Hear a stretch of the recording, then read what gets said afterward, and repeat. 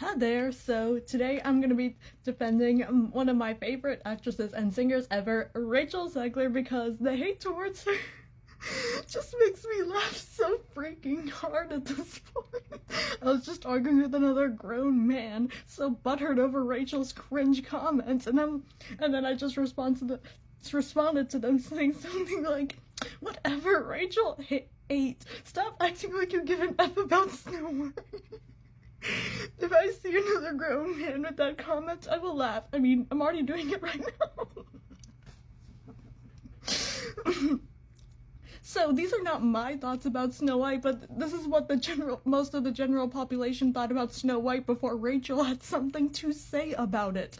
Okay? I mean, Snow White's nobody's favorite princess, and I bet a lot of these people writing these comments about Rachel have not even watched the movie since they were like 5 or something. And so now they're all of a sudden so butthurt about Rachel's cringe comments.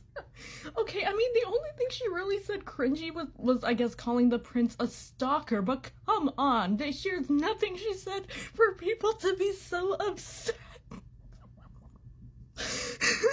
Like, come on, there are far bigger things to be upset about than some cringe comments about Snow White of all movies. Like, come on. Like, who our president is. I mean, this video is not going to be about that, but, just saying, there are far bigger problems than some cringe comments about a princess movie, for God's sake. The thing is, I've watched Rachel's YouTube videos, I've been a fan of her before she even played Maria in West Side Story, so I bet more than half these people don't even know anything about Rachel for them to be demonizing her as this other person that was defending Rachel Zegler. I'm gonna tag them in the caption. So they said, "Rachel Zegler was fucking right and you bitches dragged her through hell for being right."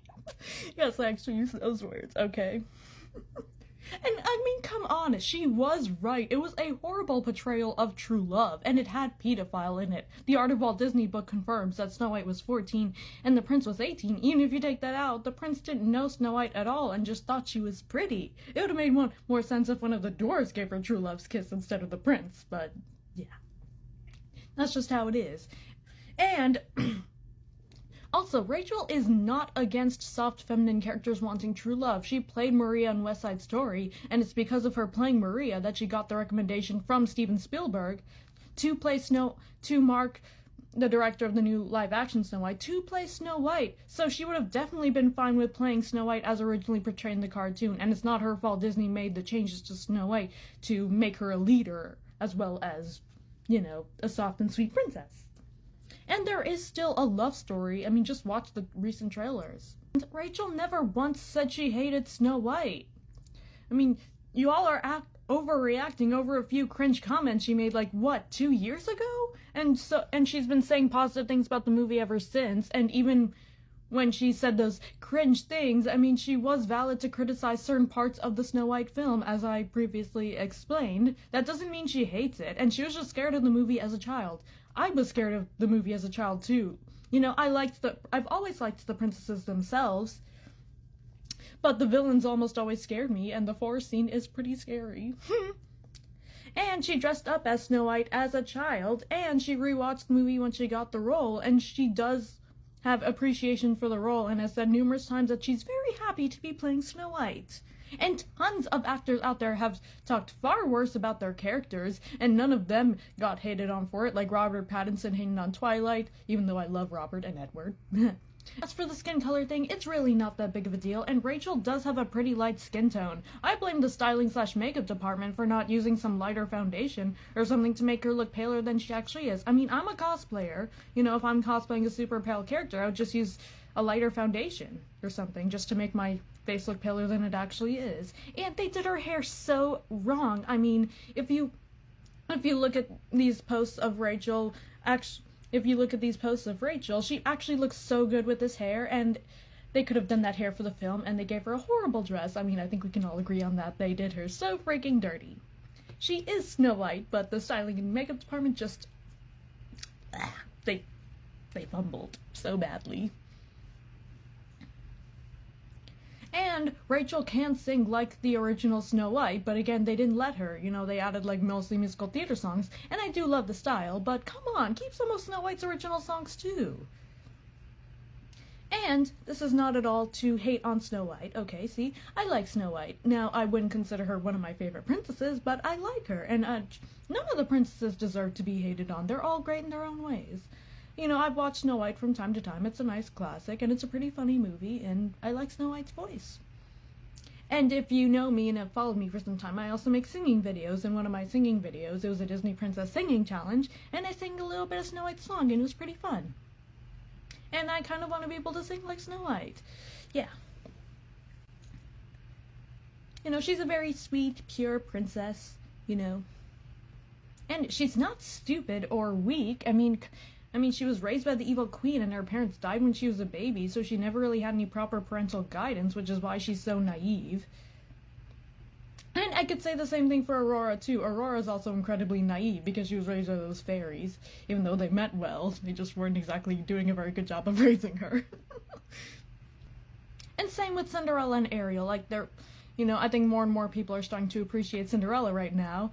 But some dummies still want to say that Ariel changed herself for Eric when she literally sang Part of Your World, showing that she's always had a fascination for land before she even came across Eric. Eric was just a plus. Anyways, that's all.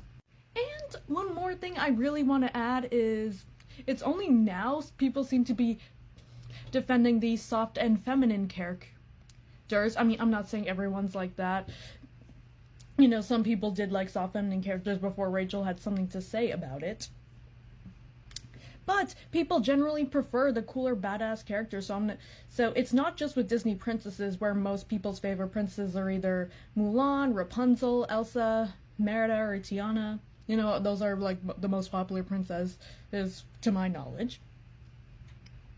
You know, like, most people do not have Snow White, Cinderella, or Aurora as their favorite princesses. You know, that no hate to the princesses themselves, this is just a general opinion. And so now, branching out of Disney, most people just prefer the cooler, badass female characters over the softer, feminine ones. So, one example, if you're a Cobra Kai fan, I think it's pretty, well known that Tori is the most popular female character, and that Sam is pretty underrated. So, in that aspect, I prefer Sam because, I don't know, I just think she's really cute. I just think she has a really cute personality, and I like her fighting style the best. But I do still love Tori, okay? Not hating on her. You know, Sam's just personally my favorite. That's all it really is. And so many people think that just because the Cobra Kai characters in that show have a more aggressive fighting style, they'll call the Miyagi-Do's pussies just because they like the Cobra Kai style better. I mean, both styles are really good. I mean, you probably fit a different style, but neither one is not badass. They're both badass in their own ways. So that's one example, and then if you watch The 100, most people's favorite character is Octavia, and then there's Clark, and some people actually underestimate her so much. She's such a freaking badass. Just because she may not be Lexa or Octavia doesn't mean she's not. And she can fight, she just usually doesn't, and she's so freaking smart. So yeah, I would say between the two of them, I would say Clark's the more softer, feminine one, and her main weapons are her mind and voice. Just because she doesn't fight as much as the others does not mean she can't fight. She just chooses not to. You know, I like Octavia. I think she's really cool, but I personally like Clark the best. Clark's my favorite female character from that show. And so, yeah. And another example of this is also Bella Swan from Twilight. Like, people hate her so much and say she's boring and weak. And I mean, come on, she was a human for most of the series, so there's not exactly much she can do, while Edward and Jacob are out, like, doing the heavy lifting trying to protect her, and she does put up a good fight, too. You know, she's not weak or boring. And, you know, and then when she turns into a vampire, she's able to do so much more. And so I love Bella Swan. I will always defend her. And another example is Game of Thrones. You know, people love Arya and Daenerys, and yes, I get it, they're really cool characters, but so is Sansa Stark in her own right. Like, people say she's boring or weak. Like, come on, she is not boring or weak. I mean, I like her as equally as I do Arya and Daenerys as well. And just because she doesn't have a tangible weapon like a sword or a dragon doesn't mean, you know, she's not a badass. I mean, come on. She's very smart, very manipulative, very cunning, and knows how to play the game. And, you know, that's why she ended up being Queen of the North and more. And so I love Sansa Stark too. And then another good example of this is Vampire Diaries, where people say Elena's weak or boring just because she's not as cool or badass as Catherine Pierce. And with that, personally, I like both Catherine and Elena. equally. I mean, neither of them are my favorites. I mean, Caroline's my favorite, but I do still love both Catherine and Elena, and Elena does not deserve the hate she gets. She's actually very strong. I mean, she's went through so much, and she does put up a good fight. I mean, people say she can't fight, which is so false. Another example is also the Hunger Games, and Rachel played Lucy, and most people prefer Katniss. And in that case, I like both Katniss and Lucy, and yeah. And another example is the Netflix show Wednesday, and most people prefer Wednesday. Like between Wednesday and Enid, most people prefer Wednesday, but I like Enid. She's my favorite, and yes, she's really girly and feminine, but she's also a badass as she's a werewolf, and she's pretty feisty too. She's not just all cute and bubbly. And so it is And so people generally do prefer more cooler, badass characters over the more soft, feminine ones. So why is it such a bad thing if there's more to Snow White this time than there was in the original movie?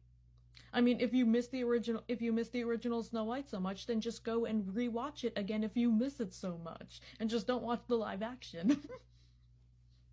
And this is a message I've made like pretty clear in almost all of my videos. Race is not important for Snow White's story. Now it's just one line about her skin color. Okay, like I said, that can be fixed with some makeup. Okay, and that's really not that big of a deal. And so Rachel is my Snow White, and I think she is the perfect Snow White. And I'm planning on watching the movie with my family sometime soon, and I've heard really good things about it, so I'm really excited to watch it. Yay! So that's all. Leave my girl Rachel alone. That's all I have to say.